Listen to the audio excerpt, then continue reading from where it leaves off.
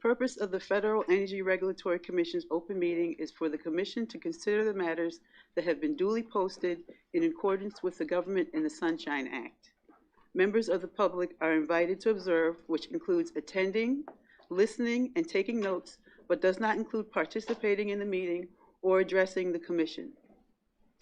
Actions that purposely interfere or attempt to interfere with the commencement or conducting of the meeting or inhibit the audience's ability to observe or listen to the meeting, including attempts by audience members to address the Commission while the meeting is in progress, are not permitted. Any persons engaging in such behavior will be asked to leave the building. Anyone who refuses to leave voluntarily will be escorted from the building. Additionally, documents presented to the chairman, commissioners, or staff during the meeting will not become part of the official record of any commission proceeding, nor will they require further action by the Commission. If you wish to comment on an ongoing proceeding before the Commission, please visit our website for more information. Also, representatives from FERC's Office of Public Participation are in the lobby to answer questions and assist the public with submission inquiries. Thank you for your cooperation. Madam Secretary, we are ready to begin. Good morning, Mr. Chairman. Good morning, Commissioners. This is the time and place that has been noticed for the open meeting of the Federal Energy Regulatory Commission to consider the matters that have been duly posted by the Commission. Please join us in the Pledge of Allegiance. I pledge allegiance to the flag of the United States of America and to the republic for which it stands, one nation, under God, indivisible, with liberty and justice for all.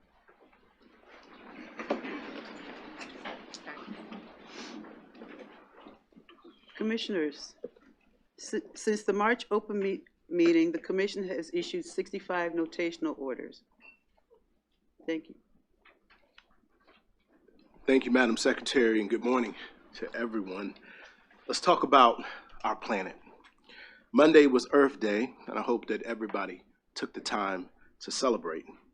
I know that I'm proud to say that the Commission is helping to create a more sustainable energy system through our work.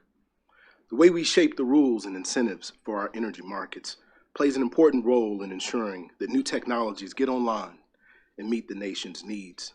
Again, I'm proud of our record, and I look forward to the achievements ahead. Today is also National Take Your Daughters and Sons to Work Day, and the Commission is fortunate to have about 90 children ranging from the ages of 7 to 17 years old here today. These children will experience the work of the Commission. Let me give you one guess: they're going to learn about reliability.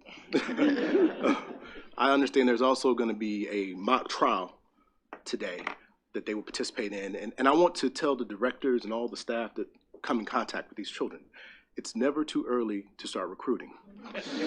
So, in all seriousness, I want to thank the folks in the Office of the Executive Director, Jennifer Somerville and Faith Wade in particular, and all the volunteers who are working on the program today. I have a few exciting personnel announcements to make for the Commission. First, I'd like to announce the appointment of Judge Renee Terry as Deputy Chief Administrative Law Judge. If you have litigated before FERC, we can clap for that.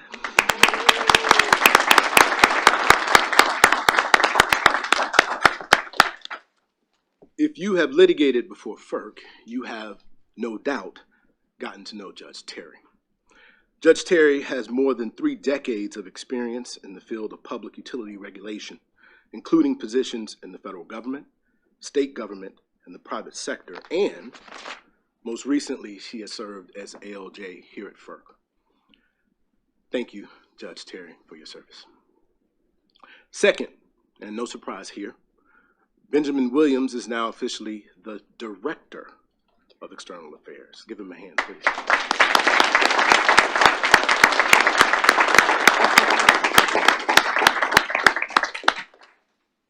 Benjamin took over in an acting role when I became chairman, and over the past year and a half, he has excelled in that role.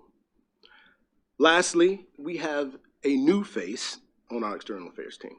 I'm excited to have Monica Gaddis join OEA as the Deputy Director. Monica, where are you at?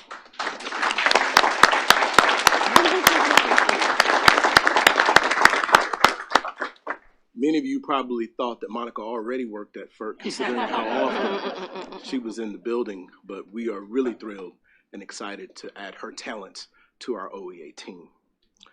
Turning to the agenda items. Today, FERC and NERC staff will present a joint performance review into Winter Storms Jerry and Heather. I will save my questions for after the presentation, but I have a few initial remarks. The performance review is different from other inquiries in the past in that it was completed in a much shorter time frame.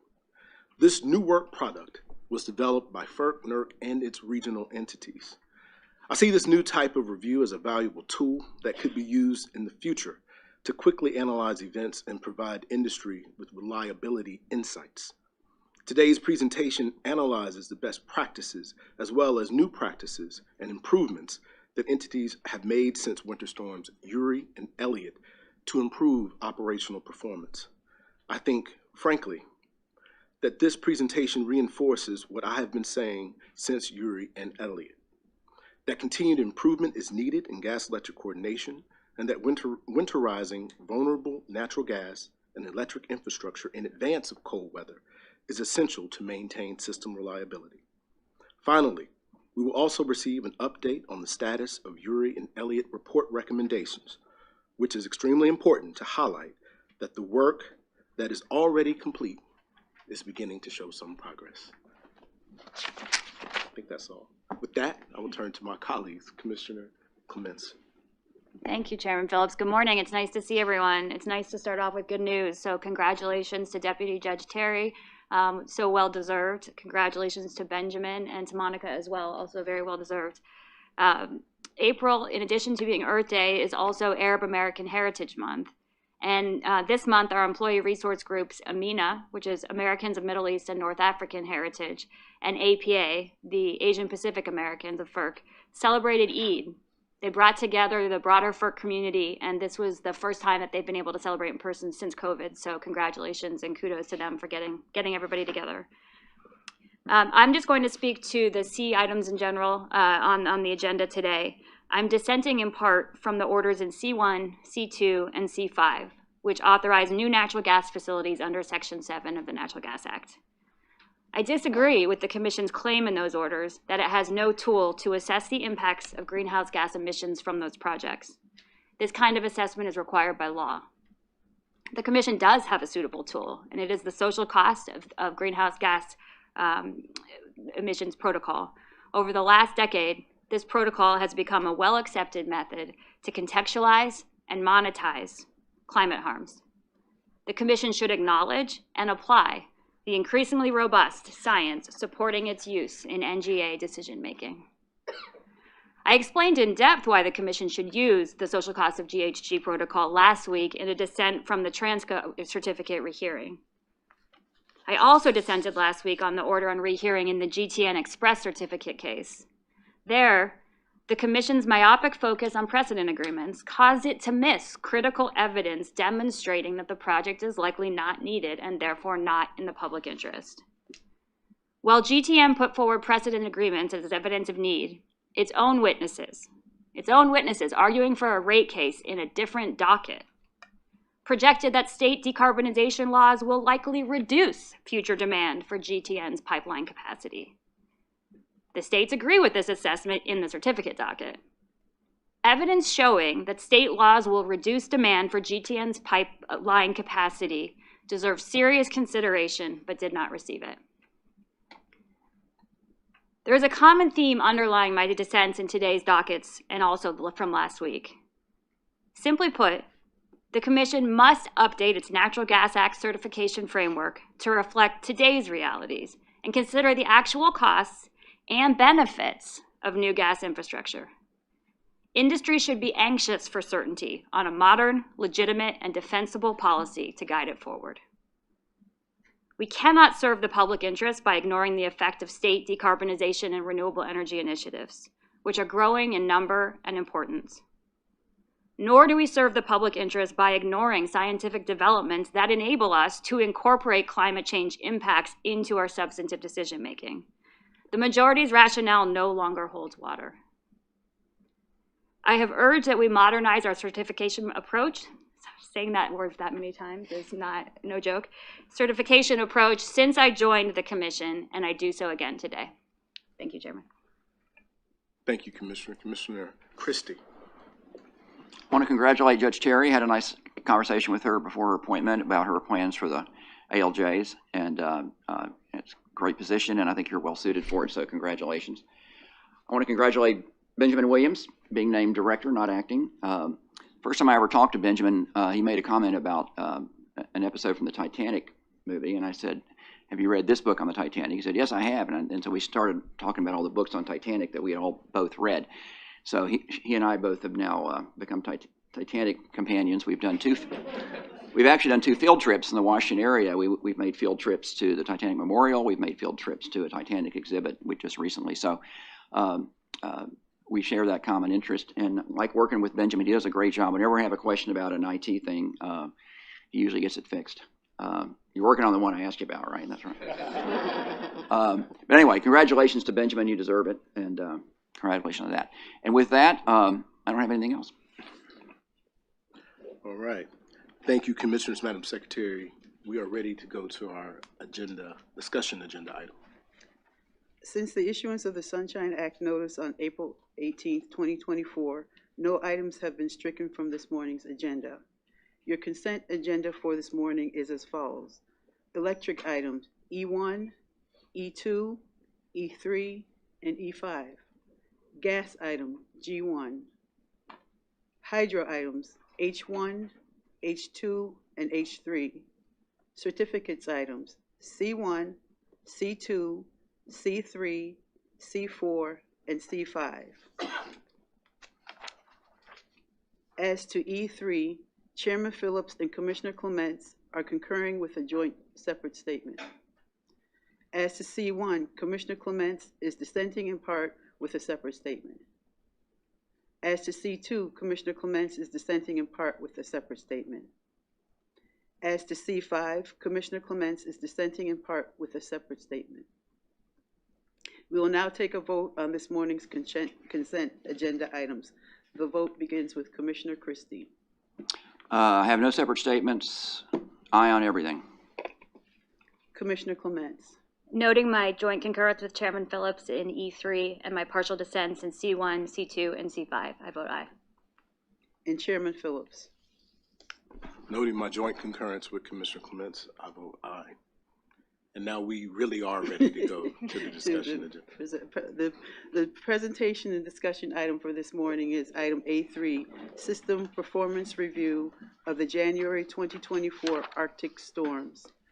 There will be a presentation by Chasanov from FERC's Office of the General Counsel, Robert Clark from FERC's Office of Electric Reliability, Matthew Lewis from the North American Electric Reliability Corporation, Lyons, also from the North American Electric Reliability Corporation, Heather Polzin from FERC's Office of Enforcement, and David Huff from FERC's Office of Electric Reliability. There will be a PowerPoint presentation. You may begin. Thank you, and good morning, Chairman and Commissioners. Recent extreme cold weather events across North America have shown the need for the natural gas and electric systems and the underlying infrastructure that supports our operations to continue to prepare for extreme cold weather. Over the past few years, the Commission, NERC, its regional entities, as well as the natural gas and electric industries, have focused on improving winter weather preparedness and operations in response to these cold weather events. This is important as severe Arctic storms have the potential to significantly impact system reliability and have occurred with increasing frequency. Joint FERC, NERC, and regional entity reports on winter storms Uri and Elliott, as well as the recent Black Start availability study, each resulted in recommendations aimed at addressing the ongoing risks posed by extreme cold weather. Next slide. We focus now on winter storms Jerry and Heather, which moved across North America from January 10th to January 17, 2024. In February, the Commission, NERC, and its regional entities launched a review of natural gas and electric performance during these Arctic storms. Our review found that both industries largely operated without major incident, though some entities did experience challenges. In brief, the team observed that there was zero system operator-initiated load shed during Jerry and Heather. Further, the natural gas and electric industries improved communication and coordination ahead of these storms. Electric generator performance also improved, which was attributed to improved preparedness, proactive commitments, and the use of alternate fuel supplies. The performance of natural gas and electric systems during Jerry and Heather emphasizes the benefits of prior recommendations and the need for vigilance in continuing to implement these recommendations from joint FERC, NERC, and regional entity reports. Next slide. The team focused on 4 key areas in its review: weather conditions, natural gas performance, electric system planning and operations, and generator performance. The review engaged approximately 20 entities identified by the team that provided a high-level overview of the natural gas and electric systems performance in the eastern, western, and Texas interconnections during Winter Storms Jerry and Heather. At the inception of this project, the joint team agreed not to attribute any statements in this presentation to specific entities and to anonymize the identities of all participants, even when referring to publicly available data. The team thanks each participant for their contributions to this joint review. Next slide, please. Here, the team chose a more qualitative approach because despite Jerry and Heather being major cold weather events that resulted in customer outages, there was no system operator-initiated load shed, and the bulk power system did not experience the extensive generator outages that were seen in Uri and Elliott. Rather, the team performed a qualitative review of the natural gas system and the bulk power system's performance during Jerry and Heather that focused primarily on information collected through voluntary interviews. Staff's presentations today pertains to the observations of the interviewees and publicly available data only. Next slide, please. The 2 Arctic storms swept through North America in quick succession, bringing frigid cold, high winds, heavy snow, and in some places freezing precipitation. On January 10th, Winter Storm Jerry began making its way through the Pacific Northwest, crossed the Rockies, continued through the Midwest, and turned into the Great Lakes before making its way into southern Canada on January 13th. That same day, Winter Storm Heather arrived and began its route through the Pacific Northwest and northern mountain states. The center of this storm took a more southern route, impacting Texas, Oklahoma, and Tennessee on January 15th. It then headed north to the mid-Atlantic and northeast before continuing into Canada on January 17th.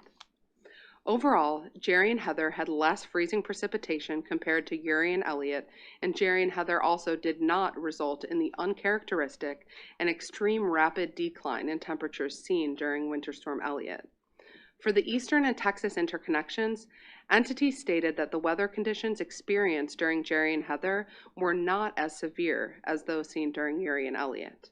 They observed that recent operational experience with winter storms helped the natural gas and electric industries better navigate the challenges, resulting in fewer major incidents during Jerry and Heather compared to Uri and Elliott.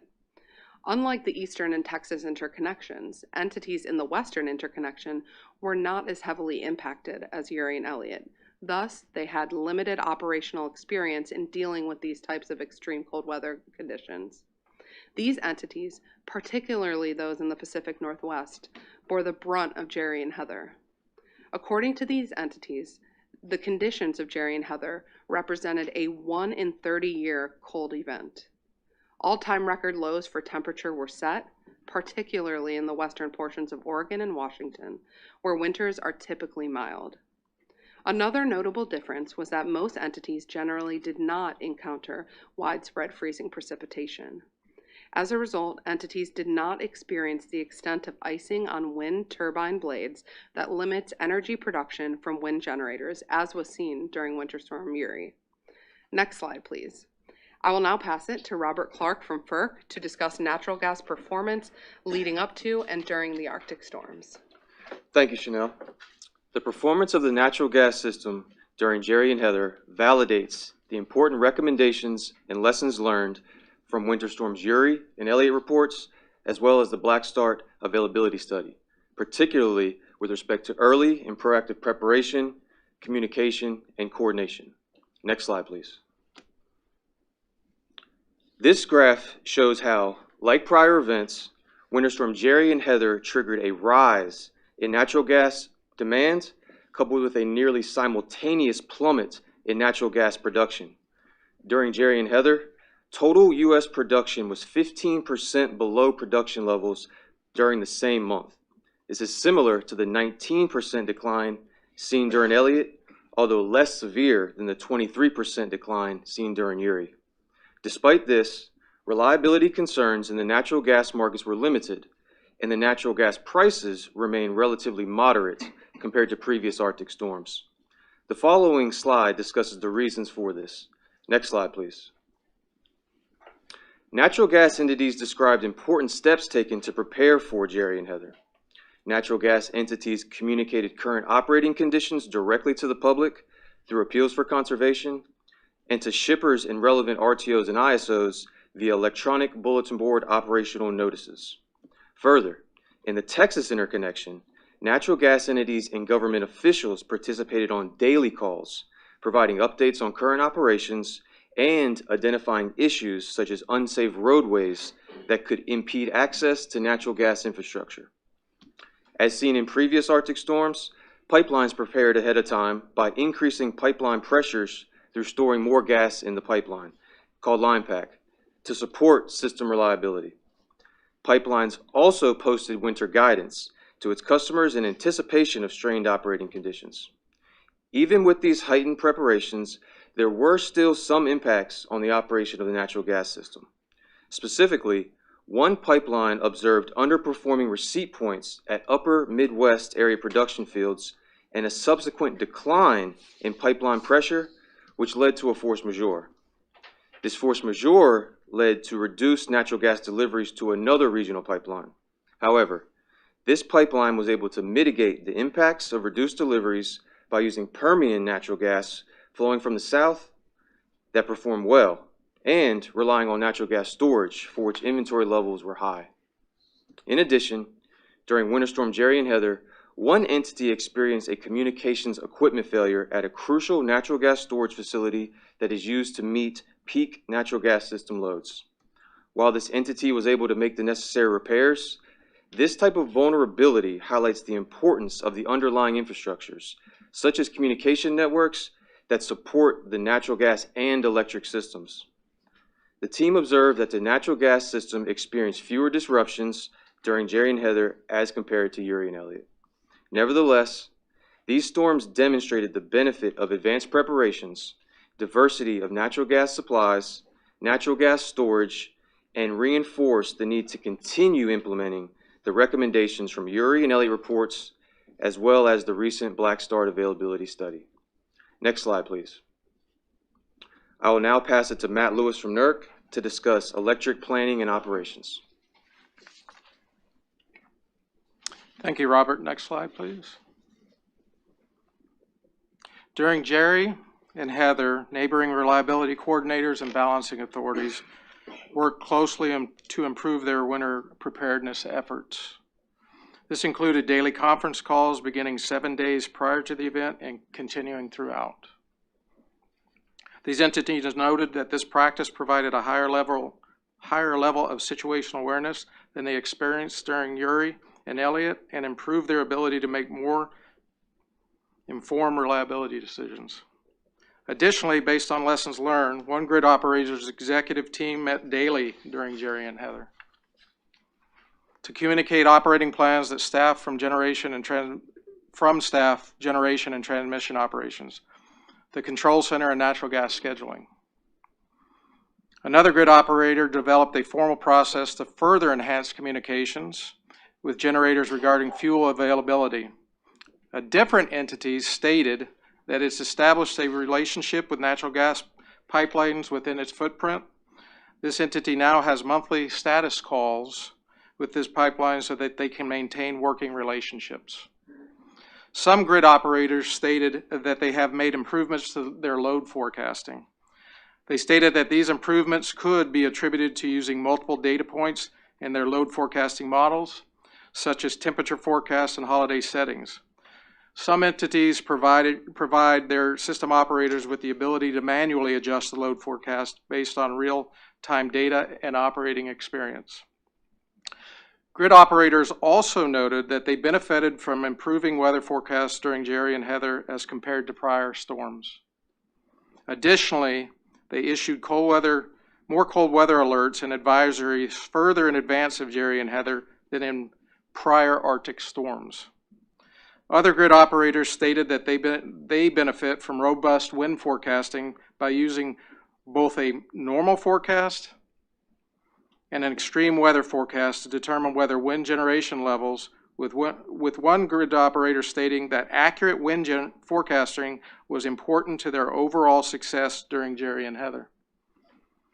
Notwithstanding these improvements, forecasting models will never perfectly predict actual system conditions, and they are particularly challenged during extreme cold weather events that push current forecasting modeling capabilities. As such, there will be forecasting errors that may require mitigating actions. One grid operator stated that it had an issue with its load forecast being inaccurate. The reliability concerns from this forecast error were compounded when bilateral energy purchases were not made quickly to address the forecasting error. Another grid operator reported that its actual load came in significantly higher than previously observed peak values. Thus, the actual load values were flagged as bad data, even though the data was correct and should have been used. Next slide, please.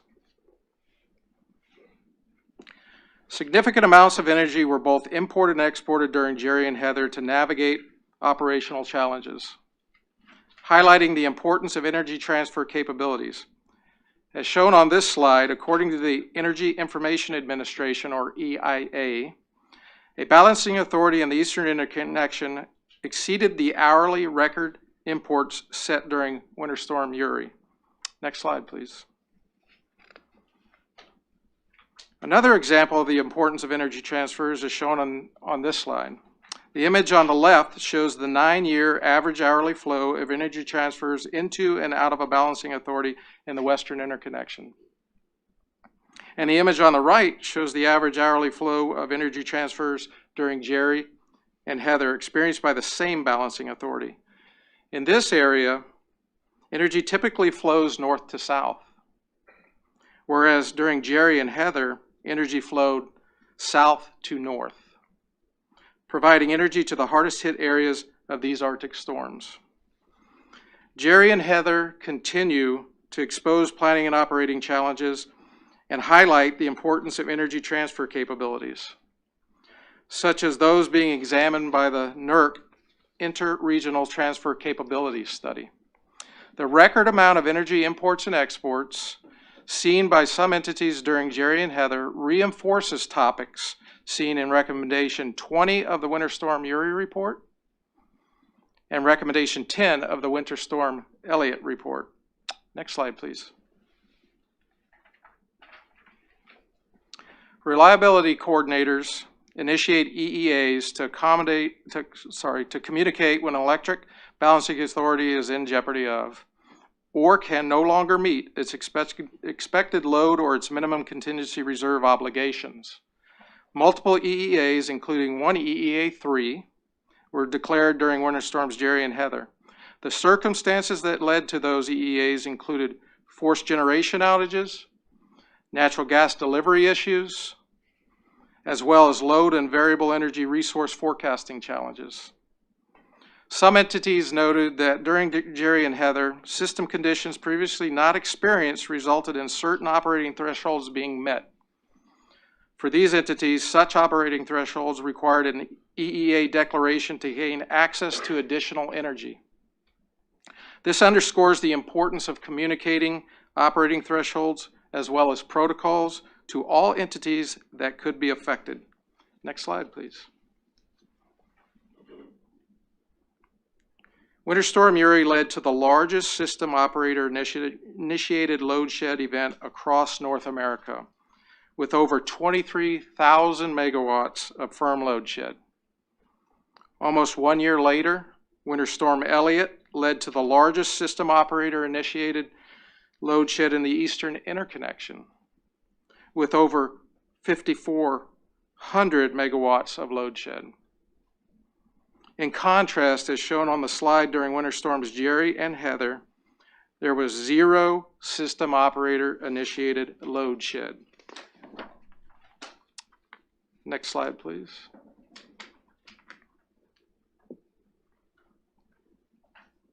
Network. I think next slide, please. Yep. I will now pass it on to Kyle Lyons from NERC to discuss electric generator performance. Thank you, Matt. Next slide, please.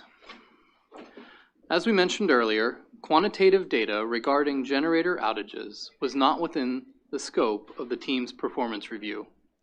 Nevertheless, during Jerry and Heather, most generator owners and generator operators were able to procure natural gas. These entities observed that fuel supply and firm transportation during extreme cold weather continues to be critical. Multiple entities stated that natural gas storage is important to reliability because it provides access to fuel if the production and processing of natural gas is limited. Compared to Winter Storms Uri and Elliott, many grid operators reported that they experienced fewer generation derates and outages. Some grid operators attributed this improvement to better estimating the operating limitations of generators and incorporating those risks into their operating plans, that is, not dispatching generators less likely to be able to perform. Other grid operators stated that the use of on-site alternate fuel by generator owners and generator operators was helpful to avoid derates and outages when gas curtailments occurred. Grid operators also reported that during Jerry and Heather, generators identified as black start resources performed better and experienced fewer outages compared to Uri and Elliott.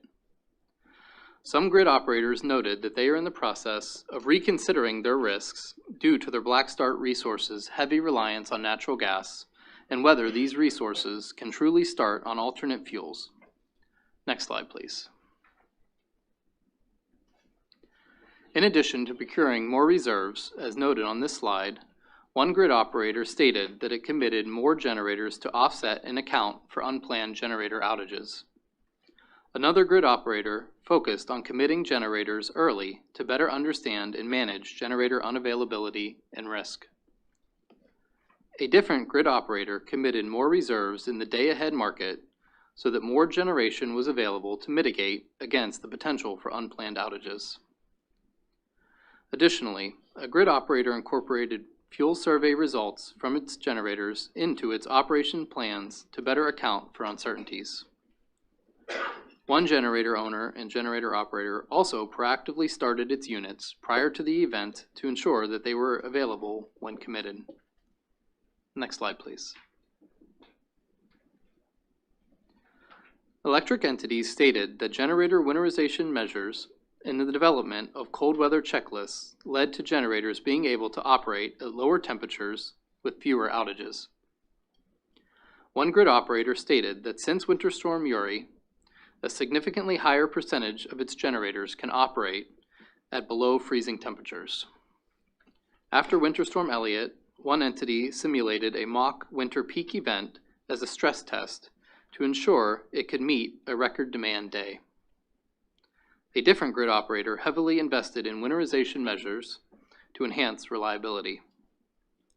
Compared to Winter Storm Elliott, one grid operator stated that its tenfold reduction in outages during Winter Storm Jerry and Heather can be attributed to implementing lessons learned, its after-action review process, improving its generators' performance capabilities, and completing thousands of winter readiness activities. All of these winterization measures highlight the importance of recommendations from Winter Storm Uri and Elliott reports. Next slide. And I will now pass it back to Chanel for concluding remarks. Thank you, Kyle. During winter storms Jerry and Heather, the natural gas and electric systems performed better relative to winter storms Uri and Elliott, as measured by the fact that there was 0 system operator initiated load shed. Nevertheless, both systems were challenged by the extreme cold weather conditions. This illustrates the need for entities across both industries to continue to work collaboratively to enhance reliable operations in extreme cold weather by continuing to implement the recommendations from the Winter Storm Uri and Elliott reports, as well as the recent Black Start availability study. This concludes our presentation. Heather Polzin and David Huff from FERC will be providing a brief update on the status of the Winter Storm Uri and Elliott report recommendations. After that, we will be happy to take any questions that you may have. Next slide, please.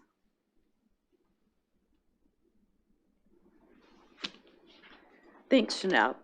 So to track the progress the entities have made at preventing worse bulk power system reliability outcomes, such as those experienced during Winter Storm Elliott and Uri, FERC and NERC are establishing a web-based public dashboard, and the goal of the dashboard is to periodically provide status updates regarding the response to the recommendations from the Elliott and Uri reports.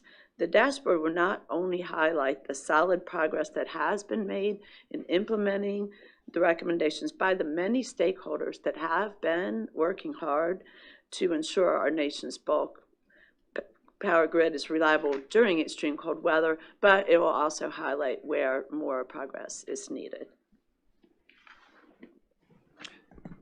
And for the combined 39 recommendations contained in the Uri and Elliott inquiry reports, many of them have either been completed or are in progress. For example, mandatory reliability standards for generator and power grid operations during extreme cold weather have been developed. However, there is still more work to be done in the areas such as natural gas and electric grid coordination. This concludes our update, and as Chanel mentioned, we will be happy to take any questions you may have. Thank you. Thank you, David. Thank you to all of the people who presented today. Chanel, thank you for leading today.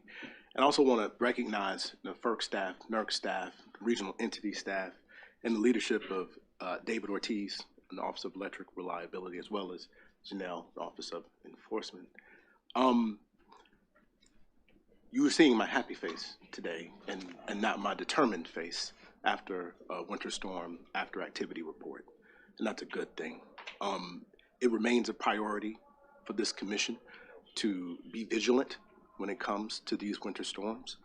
Today's report, it underscores how important it is for us to continue to implement the recommendations in the reports from Winter Storm Uri and Winter Storm Elliott. When it comes to gas electric coordination, I want to, and I've said this before, but it bears repeating, I want to call on Congress to establish an entity. It does not have to be FERC, some entity that has responsibility for gas system reliability standards, enforcing them, and making sure that we have proper communication between our gas and electric facilities when something like this happens in the future. I also want to thank you all for the update on the recommendations. I think that's critically important that we keep an eye on it and where they are. In fact, I have a question about, I'll start my questions with the recommendations. You talked about it a little bit. How would you characterize where we are right now regarding the update on our recommendations? Well, as we said, Chairman, overall, right now, approximately 2/3 of the recommendations are either completed or in progress. So, I guess if you're giving it a grade, that's a pretty good grade, but there's still work to be done. We think it's especially important that the reliability standards, which are of course mandatory, that's something that's critically important, and NERC did meet all of the deadlines that we asked for, in the reports, as far as bringing them to the commission.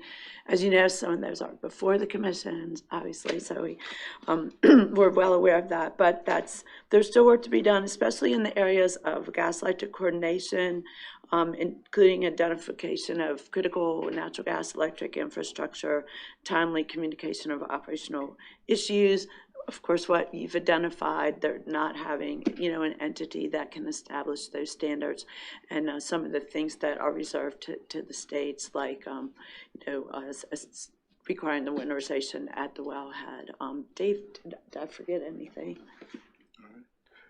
Thank you, Heather. I know that you're a tough grader, so if you give it a good grade, I'll accept that for now. You also mentioned in your presentation that there were some high energy transfers that were made during this Arctic weather event. Robert, can you tell us a little bit more about how important are these transfers to operations? Yes, yeah, we continue to see these energy transfers used during these Arctic storms. And during these stressful times, an entity might not have enough energy internally to meet its needs. So it can use these energy transfers to import power to help serve the load and meet the customer's demands. And these were critically important to navigating the operational challenges that we saw during Jerry and Heather. We also heard from entities that they use non-firm energy transfers, which the team sees as having a bit of an elevated reliability risk because these were unplanned. Nevertheless, these neighboring entities work collaboratively together to move around some of the transmission outages, to make it more flexible to move this energy. And most importantly, we're able to avoid manual load shed. I love it when a plan comes together, Robert. Last question for me. Someone mentioned that there was a communications failure at a storage facility. Can someone at the table please say a little bit more about that? Yeah, so we want to first note that this communications failure was internal to the natural gas storage facility and was not a failure on a major telecommunications network. So this was a freeze-related issue that resulted in the entire storage facility shutting down, which inhibited the ability to move gas out of the storage unit. So we want to note that this entity took quick action to first manually turn valves to be able to get gas back flowing within 2 hours and repair some of the fiber optic cables within 6 hours. So we want to raise this because it is important to note that it's not only the redundant communication paths, but also diversely routed communication paths can add resilience to the systems. Right, outstanding work. I'll now turn to my colleagues for their comments or questions. Thank you to all of you for the work on this, and I think it was a smart idea to appreciate that this is a qualitative report. It's not quantitatively determined, but to get the information out fast so that people can pay attention to it and learn from it. And it is a story of progress. Thanks to you all, thanks to the grid operators, thanks to the utilities and others. We are following through on these recommendations to some extent from Uri and Elliott. I think I have 3 takeaways if I'm adding up my thoughts correctly. First, and they echo some of the perspective that you've been asking about, Chairman Phillips. First, extreme weather is testing our systems around the country. It's in new geographic areas, these storms, and so all regions of the country need to be planning for cold weather, even if they're not regions who have historically been accustomed to these types of events. And second is on the gas system. You know, whether it's 15% or 20% or 23% cut production, FERC doesn't have jurisdiction to control upstream reliability, right? That's not going away until Congress acts on that front. That's important, so we need to think about what that means for the part of the system we do have jurisdiction over. And to that, you know, there were less, anecdotally, there were less derates, less outages. That's a very good thing. But the reasons the ones that are still happening are happening, whether it be the generation providers, the black start units, are the same ones from before, right? They're mechanical failures, they're freezing, they're fuel supply issues. So it's not rocket science. We have the information that we need to solve for, or these challenges that we need to solve for in front of us. And so that's encouraging, and I think that goes to some of those recommendations that we need to be continuing to work on. And then that's the third thought on the gas front is this gas electric coordination piece is so important. You mentioned it, Heather, and it was also one of the issues where people couldn't get bilateral sales quickly enough that one of you mentioned. So that piece is really important, and it is great to keep our feet to the fire on these recommendations from those reports because they shouldn't be sitting up. So thank you for that. Finally, I guess third is at the risk of sounding like a broken record on this issue, that interregional transfer between regions is so important and critical in these moments of extreme weather. And we have to figure out a way to account for the benefits of what that interregional connection is providing, in these shorter periods of times, in these shortage periods of time. So the commission should continue to try and facilitate these types of outcomes so neighbors can increasingly rely upon each other. I have no doubt that the commission will continue to make these combined recommendations a centerpiece of the reliability work going forward. So congratulations. Commissioner Christie. I don't have any questions. Thank you all for the work. There's a lot of interesting information in there. It seems to corroborate earlier reports on these storms, starting with Uri. So but I compliment you on all the interesting stuff in there and interesting information. Thank you. All right. Thank you, everybody. Any final or closing comments from my colleagues? All right. Thank you all so much. This meeting is adjourned.